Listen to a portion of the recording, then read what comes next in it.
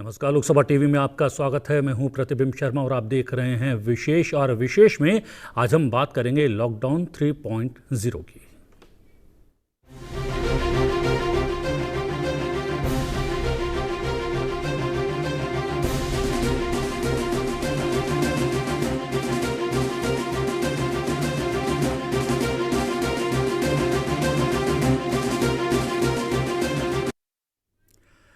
Corona संक्रमण को लेकर लॉकडाउन 2.0 3 मई को उसकी अवधि समाप्त हो रही है। और ये लोग लगातार कोशिश कर रहे थे जानने की कि क्या 3.0 यानी कि तीसरा चरण इस लॉकडाउन का आएगा या नहीं आएगा। और स्पष्ट कर दिया है सरकार ने कि लॉकडाउन 3.0 यानी कि लॉकडाउन का तीसरा चरण भी लाना बहुत ही ज़रूरी है। और कह सकते हैं एक तरीके की मजबूरी है, क्योंकि संक्रमण अभी भी फैलता जा रहा है। देश के जो सबसे बड़े और महानगर हैं उनमें स्थिति, चाहे दिल्ली हो, मुंबई हो, इंदौर हो, जयपुर हो, चेन्नई हो, इन महानगरों में स्थिति और भी विकट होती जा रही है। तो सरकार ने कुछ शर्तों के साथ अब तीसरे चरण के लॉकडाउन को भी अब उन्होंने घोषित कर दिया है। और हमारे साथ जुड़े हुए हैं इस विषय पर बात करने के लिए अनुराग शर्मा, जो कि झांसी से बीजेपी के सांसद हैं। अनुराग जी, आपका बहुत बहुत स्वागत है। अनुराग जी, आवाज आ रही है? हाँ जी। लॉकडाउन 3.0 यानी कि लॉकडाउन का तीसरा चरण भी घोषित कर दिया गया है सरकार की ओर से। क्या आप एक जनप्रतिनिधि होने के नाते, एक सांसद होने के नाते, आपको लगता है कि सरकार ने जो घोषणा की है इस लॉकडाउन को बढ़ाने की और शर्तों के साथ बढ़ाने की, सही किया? जी बिल्कुल बिल्कुल सही किया, क्योंकि अपने सारे देश के महानगर इस बीमारी के बहुत बड़े शिकंजे में फंसे हुए हैं। और ये बहुत जरूरी था कि अपन इस लॉकडाउन को बढ़ाएं और थोड़े थोड़े रिलैक्सेशंस जैसे गवर्नमेंट ने अलाउ करे हैं, काफी सेक्टर्स में अलाउ करे हैं, लोगों को काफी अनुमतियां मिल रही हैं। तो ये थोड़ा समय लग के ही लॉकडाउन धीरे धीरे खत्म होना चाहिए। और जब तक अपन पूरी स्थिति पे काबू नहीं पा ले, तब तक अपने को लॉकडाउन को कायम रखना जरूरी रहे। और इसके साथ साथ लॉकडाउन को बढ़ाने के साथ साथ सरकार ये भी लगातार कोशिश कर रही है कि अर्थव्यवस्था वो भी पटरी पर लाई जा सके। इसलिए कल प्रधानमंत्री ने एक नहीं बल्कि तीन विशेष बैठक किए हैं। आर्थिक जगत के विशेषज्ञों के साथ की है, औद्योगिक घरानों से जुड़े तमाम बड़े लोगों के साथ की है। और कोशिश ये की जा रही है कि लॉकडाउन के बावजूद भी अर्थव्यवस्था पर बहुत ज़्यादा असर ना पड़े, या फिर चीन के साथ जो दूसरे देशों के संबंधों में खटास आ गई है, उसका लाभ भारत की अर्थव्यवस्था को किसी भी रूप में मिल पाए, ये प्रयास सरकार की ओर से किए जा रहे हैं। क्या जो सरकार की ओर से और प्रधानमंत्री के द्वारा जो कोशिशें की जा रही हैं, आपको लगता है कि वो सार्थक सिद्ध होंगी? जी देखिए, चीन के मामले में सबसे बड़ी प्रॉब्लम तो यह है कि चीन ने काफी हद तक इसको बहुत डिले करके लोगों को बताया जी। और ये कभी भी उन्होंने साफ नहीं किया कि ये महामारी कितनी बड़ी है। और जब तक ये अपने पास सबको इन्फॉर्मेशन गई और वहां से लोग ट्रैवल करके दूसरे देशों में गए, तो ये खटास आना बहुत स्वाभाविक है। विशेष रूप से जहाँ पे हजारों की तादाद में लोग मर रहे हैं, लोगों कंट्रीज की पूरी इकोनॉमीज डिस्ट्रॉय हो चुकी है, तो वहां से उसकी वजह से खटास आएगी। और भारत आज इस बीमारी को सबसे अच्छी तरीके से मुकाबला कर रहा है। इतने बड़े देश, इतनी बड़ी आबादी होने के बावजूद हमारे वहां अगर रेशियो टू पॉपुलेशन देखा जाए तो सबसे कम होगा। और प्रधानमंत्री जी का मैं तो विशेष रूप से धन्यवाद करना चाहूंगा कि उनकी लीडरशिप और उनके विजन की वजह से आज इस देश में महामारी उतनी बड़ी रूप से फैल नहीं पाई। और ये लॉकडाउन 3.0 इसलिए जरूरी थी कि हम इस पे थोड़ा सा गौर विचार करें, लोग समझें, अपनी जिम्मेवारियां समझें और फिर धीरे धीरे इससे ईज ऑफ करा जाए, जो प्रोसेस शुरू कर दिया सरकार ने। अब जहां तक बात यह है, इसमें तो मैं बधाई योगी आदित्यनाथ जी महाराज जी को देना चाहूंगा, सीएम यूपी को, कि उन्होंने तुरंत ही अब कोशिश करना शुरू कर दी है कि जो बाहर से कंपनियां हिंदुस्तान आके अब अपना एम्पायर सेट अपने लोग अपनी फैक्ट्रियां लगाना चाह रहे हैं, वो तुरंत उनको बुलाएं। और उन्होंने इस पे विशेष पहल भी शुरू कर दी है, क्योंकि मैं बुंदेलखंड से आता हूँ जी जी और बुंदेलखंड में एग्रीकल्चर इतना है नहीं। झांसी और ललितपुर और जितने भी बुंदेलखंड के जिले हैं, हमारे पास जमीन बहुत पर्याप्त मात्रा में। मैंने तो इस विषय में महाराज जी को, सीएम साहब को चिट्ठी भी डाल दी है कि सर हम जमीन पूरी उपलब्ध करा देंगे, ये कंपनी आके अगर सेटअप करना चाहती है हम पूरी की पूरी मदद करेंगे। इनको बुलाया जाए, लगाया जाए, इनको सारी की सारी फैसिलिटीज जो इनको चाहिए, तो ईज ऑफ बिजनेस है। और क्योंकि जब अपना बहुत बड़ा पैकेज आदरणीय फाइनेंस मंत्री जी ने दिया था, जब अपने टैक्स के रेट इतने घटा दिए, तो उससे बहुत बड़ा लाभ दिख रहा है लोगों को कि वो आके हिंदुस्तान में निवेश करें। इसके अलावा एक और बड़ी बात है जो योगी आदित्यनाथ जी ने एक मुख्यमंत्री के तौर पर की है, वो उन्होंने इनिशिएटिव लिया है कि अलग अलग राज्यों में, शहरों में फंसे हुए अपने लोगों को कैसे निकाला जाए, छात्रों को कैसे निकाल कर अपने प्रदेश तक लाया जाए। वो इनिशिएटिव उन्होंने लिया है, वो उन्होंने कह सकते हैं इस विषय में शुरुआत की है। वो कितनी महत्वपूर्ण मानते हैं आप? क्योंकि कुछ लोगों की राय थी कि अगर इधर के लोग उधर जाएंगे तो शायद संक्रमण बहुत ज़्यादा फैल ना जाए, लेकिन ऐसा हुआ नहीं और चीज़ें कंट्रोल में रखते हुए भी वो ये इनिशिएटिव सफलतापूर्वक पूर्ण करने में कहीं ना कामयाब हो रहे हैं।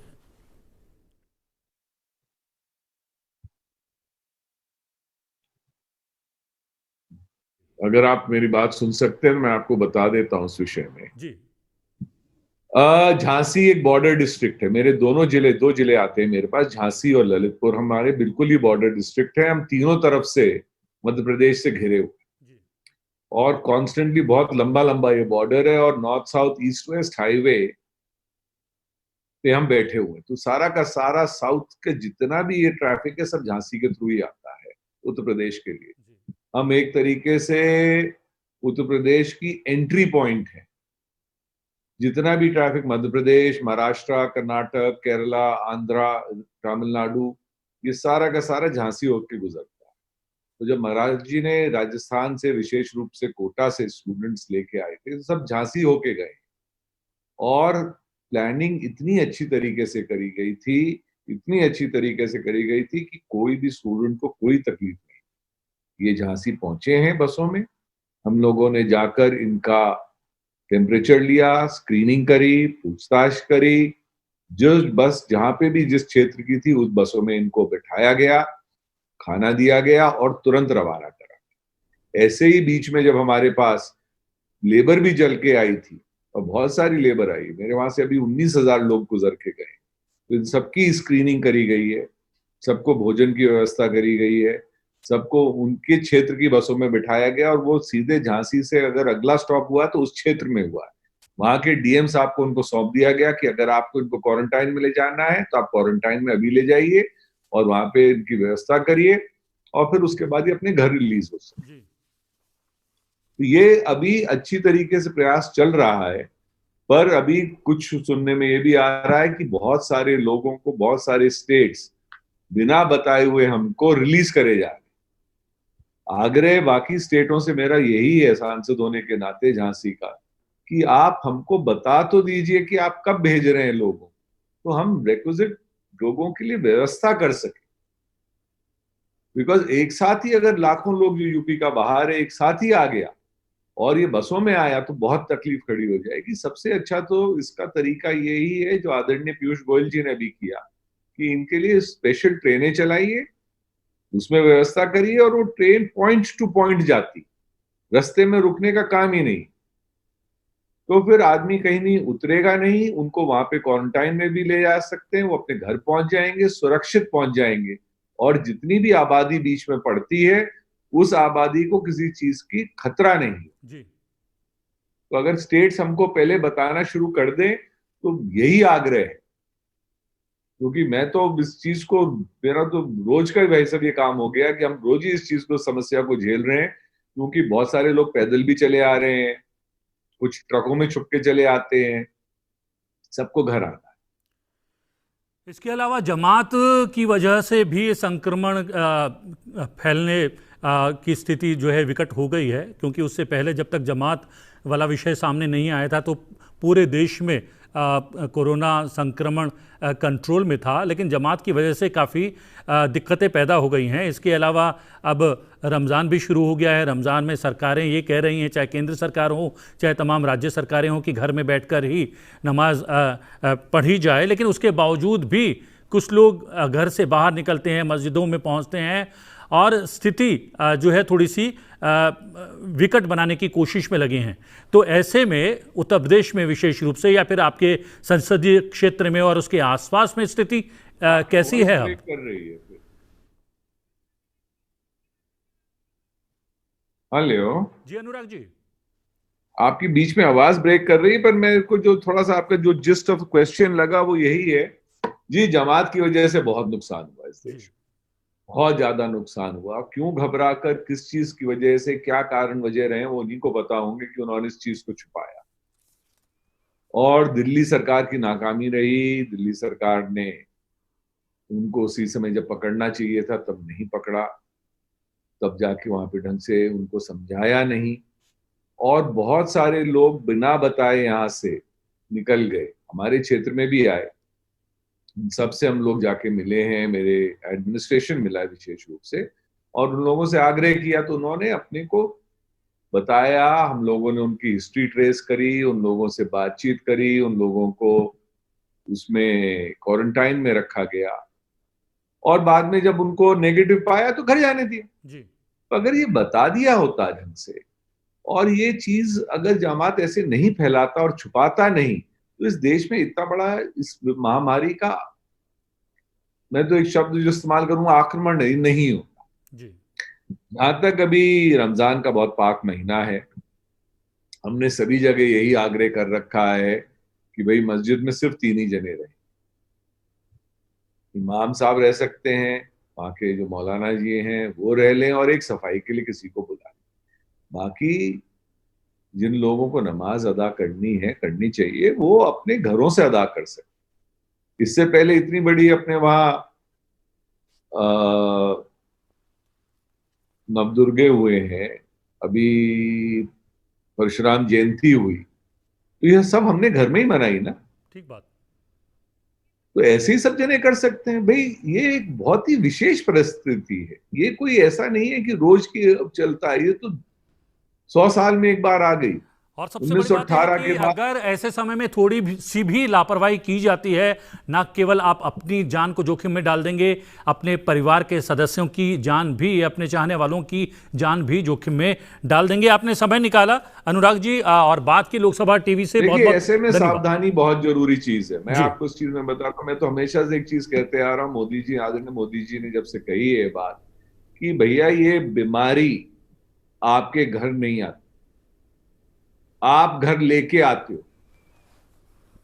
अगर आप लॉकडाउन के नियम पालन करेंगे तो ये बीमारी नहीं आएगी, पर अगर आप उसका उल्लंघन करेंगे, आप वो कानून को तोड़ेंगे, आप जानबूझ के इधर उधर घूमेंगे, कोई भी वजह, तो आप बीमारी पूरी अपने साथ अपने परिवार वालों को खतरे में डाल। जी, जी, बात करने के लिए अनुराग जी समय निकाला, और आपने कहा कि लॉकडाउन कितना ज़रूरी है, दूरी बनाकर रखना कितना आवश्यक है, और बीमारी आपको ढूंढती नहीं है बल्कि आप घर बीमारी ला सकते हैं अगर लॉकडाउन के नियमों का पालन नहीं करेंगे। तो बहुत बहुत धन्यवाद आपका बात करने के लिए।